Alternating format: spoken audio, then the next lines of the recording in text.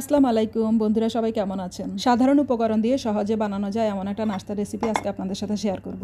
আজকে আমি তৈরি করলাম পাউরুটির তিরামিসু। 3 কাপ পরিমাণ দুধ আর 3 চামচ চিনি দিয়ে নিলাম। দুধে বলক উঠে আসলে 2 চামচ কর্নফ্লাওয়ার গুলে দিয়ে দেব। কর্নফ্লাওয়ার না থাকলে এখানে আপনি কাস্টার্ড পাউডারও ব্যবহার করতে পারবেন, অর্থাৎ দুধ হালকা ঘন করে নিতে হবে। যেহেতু আজকে এই তিরামিসু আমি পাউরুটি দিয়ে তৈরি করব, তাই এখানে ফ্রেশ একটা পাউরুটি নিলাম এবং পাউরুটির সাইডগুলো কেটে নেব। তারপর যে পাত্রে আপনি তিরামিসু সেট করবেন সেই পাত্রের মাপ অনুযায়ী কেটে নিলেই হবে। সমস্ত ফাঁকা জায়গাগুলো এভাবে পাউরুটি দিয়ে ব্লক করে দেব। তারপর পাউরুটির উপরে মিল্কের আবার একটা লেয়ার দিয়ে নেব। দুধের এই মিশ্রণটা আমি কুসুম গরম অবস্থায় ব্যবহার করছি, তাহলে পাউরুটি খুব তাড়াতাড়ি এটাকে শুষে নেবে। এখন যেহেতু আমের সিজন আর আম এখন খুব সহজলভ্য, তাই আমি এখানে দুটো বড় সাইজের মিষ্টি আম নিয়ে নিয়েছি। একটাকে আমি এভাবে পেস্ট করে নিয়েছি আর বাকিটাকে ছোট ছোট কুচি করে কেটে নিয়েছি। যদি আম মিষ্টি কম হয় তাহলে 1 চামচ গুঁড়ো দুধ আর 1 চামচ চিনি দিয়ে পেস্ট করে নিতে পারেন।